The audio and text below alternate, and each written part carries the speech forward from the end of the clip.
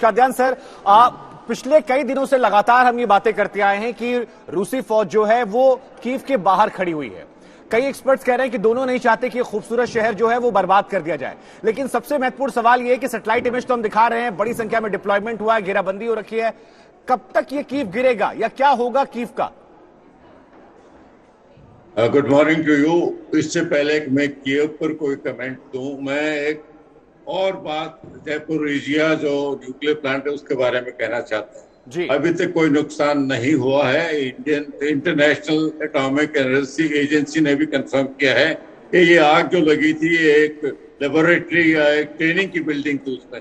लेकिन अब सबसे बड़ा खतरा है इसका ना रशिया से है ना यूक्रेन से है, इसका टेरर अटैक हो सकता है।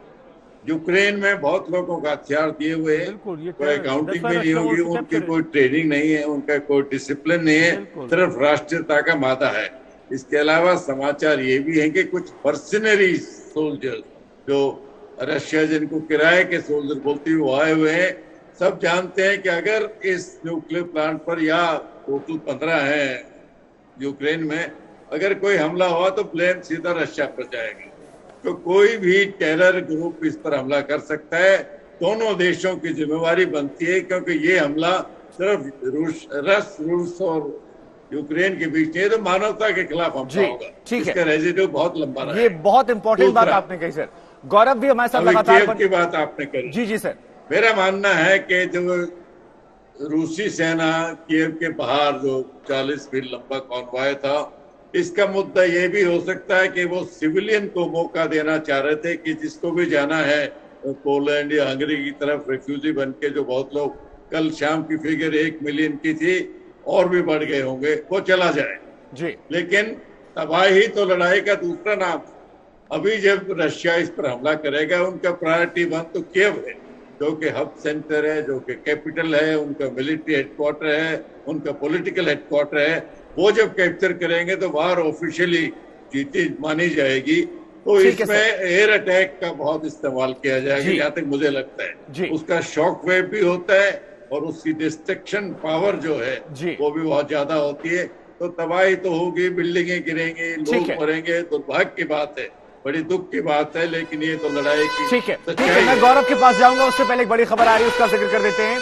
इस वक्त एक और अहम खबर है, 90 दिन भी यूक्रेन पर ताबड़तोड़ हमले जो हैं वो लगातार जारी हैं और परमाणु ऊर्जा प्लांट पर रॉकेट हमले खबर आ रही है। ऐसा हो सकता है यहां पर कई हमले भी हो जाएं। तो देखिए, जिसका जिक्र बार बार यहां पर हो रहा था, मिसाइल हमले में उधर चेर्निहिव में 33 लोगों की मौत हुई है। गौरव, मैं आपके पास आऊंगा। गौरव, जो ये न्यूक्लियर प्लांट है, इसकी सेंसिटिविटी, जैसा कि हमारे एक्सपर्ट्स कह रहे हैं कि यूक्रेन भी समझ रहा है और रशिया भी समझ रहा है। इससे पहले भी चेर्नोबिल की बात आई थी, तो कई एक्सपर्ट्स कह रहे थे कि देखिए, जो उनके पास इनपुट्स है कि दोनों फौजें कोशिश कर रही है कि उस एरिया को सिक्योर किया जाए जितना मैक्सिमम हो सकता है। रशिया ये जान रहा है कुछ भी होगा आरोप उस पर लेगा।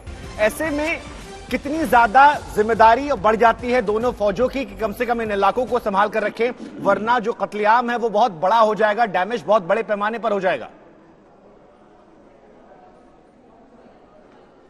आप बिल्कुल सही कह रहे हैं शुभांकर, और इसीलिए इंटरनेशनल एटॉमिक एनर्जी एजेंसी ही नहीं, अमेरिका के राष्ट्रपति जो बाइडेन, उनकी राष्ट्रपति ज़ेलेंस्की से बात हुई इस खबर के बाद। लेकिन अब यह कहा जा रहा है कि पावर प्लांट पर आग बुझा दी गई है, सिक्योर है पावर प्लांट और न्यूक्लियर रिएक्टर सुरक्षित है। लेकिन जो आरोप राष्ट्रपति ज़ेलेंस्की का है कि रूस ने जानबूझकर इस पावर प्लांट को निशाना बनाया अपनी आर्टिलरी शेलिंग के जरिए। दूसरी तरफ रूस रिलेंटलेसली, मतलब बेखौफ अंदाज में वो अटैक कर रहा है एक मिशन को लेकर, और वो है यहां पर सत्ता परिवर्तन। अब महत्वपूर्ण होगा यह देखना कि सत्ता परिवर्तन में उनको कितनी सफलता मिल पाती है और कितना समय उसमें लगता है, क्योंकि अब जो ऑपरेशन चल रहे हैं वो शहर दर शहर यहां की सेना को बिल्कुल नेस्त नाबूद करने के ऑपरेशन चल रहे हैं। और आज राष्ट्रपति ज़ेलेंस्की ने दुनिया से कहा कि और कितना इंतजार करेगी दुनिया, क्यों नहीं वो लड़ाकू विमान, क्यों नहीं वो हथियार इस समय यूक्रेन को दिए जा रहे हैं। हालांकि जर्मनी से, कुछ और देशों से 1000 एंटी टैंक गाइडेड मिसाइल्स और लगभग 500 स्टिंगर मिसाइल यहां पर पहुंच गए हैं, ऐसा यहां की जनता को, यहां की सरकार ने बताया है।